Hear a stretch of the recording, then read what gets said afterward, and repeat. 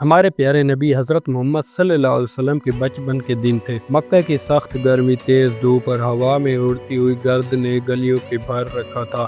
انہیں حالات میں نبی کریم صلی اللہ علیہ وسلم بھوک کی شدت کے ساتھ آہستہ آہستہ چل رہے تھے کہ اچانک دور ایک کھجوروں کا باغ نظر آیا۔ یہ باغ ابو جہل کا تھا، جہاں وہ ایک یہودی شخص کے ساتھ مل کر کھجوریں ایک بوری میں جمع کر رہے تھے۔ نبی پاک صلی اللہ علیہ وسلم کو بہت بھوک لگی ہوئی تھی، اس لیے 2 کھجوروں کی امید کے لیے آپ صلی اللہ علیہ وسلم دھیرے دھیرے اس باغ کی طرف بڑھنے لگے۔ جب وہاں پہنچے تو ادب اور احترام کے ساتھ سلام کیا۔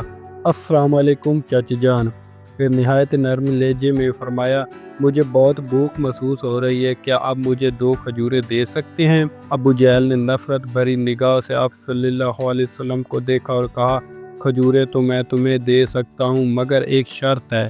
جو یہ یہودی شخص کھڑا ہے، اس کی بوری اپنے سر پر اٹھا کر میرے گھر تک پہنچا دو، تب تمہیں کھجوریں ملیں گی۔ نبی کریم صلی اللہ علیہ وسلم نے فوراً اس یہودی شخص کے پاس چلے گئے۔ یہودی حیران ہو کر بولا، اے محمد، تم یہاں کیوں آئے ہو؟ آپ صلی اللہ علیہ وسلم نے جواب دیا، میں یہ بوری اپنے سر پر اٹھا کر لے جانا چاہتا ہوں۔ وہ حیرت میں پڑ گیا اور کہنے لگا، تم ابھی بہت کم عمر ہو، کیا واقعی یہ بوری اٹھا سکو گے؟ نبی پاک صلی اللہ علیہ وسلم نے مسکرایا اور فرمانے لگے، جی ہاں، انشاءاللہ اٹھا لوں گا۔ پھر گرد و آلودہ جسم اور تھکے ہوئے بدن کے ساتھ آپ صلی اللہ علیہ وسلم نے وہ بوری اپنے سر پر رکھی اور چل پڑے۔ چھوٹے چھوٹے قدم تھے، جسم تھکا ہوا تھا، لیکن چہرے پر عجیب سا روحانی سکون نظر آ رہا تھا۔ ابو جہل اور وہ یہودی شخص آپ صلی اللہ علیہ وسلم کے پیچھے پیچھے چل رہے تھے۔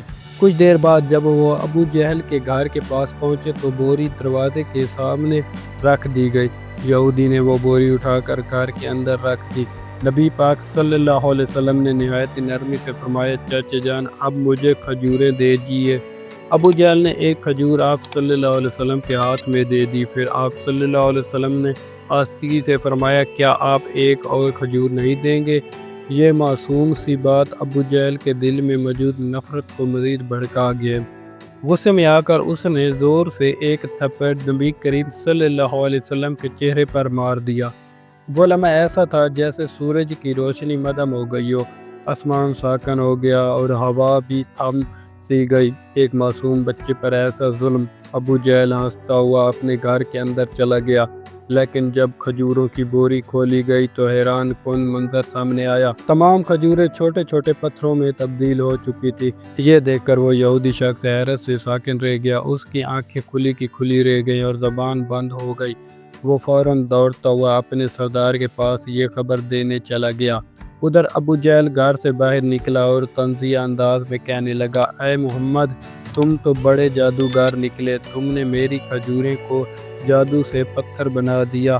نبی کریم صلی اللہ علیہ وسلم نے سر جھکا کر نہایت عاجزی سے فرمایا، چچا جان، مجھے اس بارے میں کچھ معلوم نہیں۔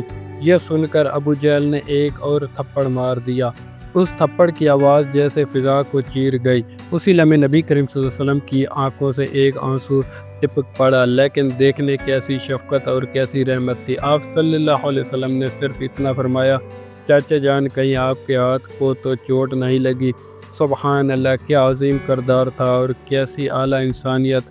خود تکلیف برداشت کی، مگر فکر اس شخص کی جس نے مارا تھا۔ اس کے بعد نبی کریم صلی اللہ علیہ وسلم نے یہ ساری تکلیف، ذلت، بھوک لے کر گھر واپس نہیں گئے، بلکہ خاموشی سے ایک پہاڑ کے کنارے جا کر کھڑے ہو گئے۔ درخت اور پہاڑ جیسے پکار اٹھے ہوں گے، افسوس وہ ہستی جس کے لیے زمین آسمان پیدا کیے گئے آج بھوکے اور نظر انداز کیے جا رہے ہیں، لیکن ابو جہل جیسے سنگل دل انسان کے دل میں یہ رحم پیدا نہ ہوا۔ ادھر وہ یہودی شخص اپنے سردار کے پاس پہنچا اور کہنے لگا، آج میں نے ایک ایسا واقعہ دیکھا جو سمجھ سے باہر۔ عبداللہ کے بیٹے محمد صلی اللہ علیہ وسلم میں کوئی ایسی طاقت ہے کہ ایک تھپڑ لگتے ہی ساری کھجوریں پتھر میں بدل گئیں۔ سردار کچھ دیر خاموش بیٹھا رہا، پھر بولا، ہم نے بھی اپنی آسمانی کتابوں میں محمد کا ذکر پڑھا ہے کہ وہ آخری اور عظیم نبی ہوں گے۔ پھر اس نے سخت لہجے میں کہا، اگر واقعی وہی شخص ہوا تو ہم اسے زندہ نہیں چھوڑیں گے۔ اگر آپ کو یہ واقعہ اچھا لگا ہے تو ویڈیو کو لائک کر دیں، چینل کو سبسکرائب کر لیں۔ Thanks for watching.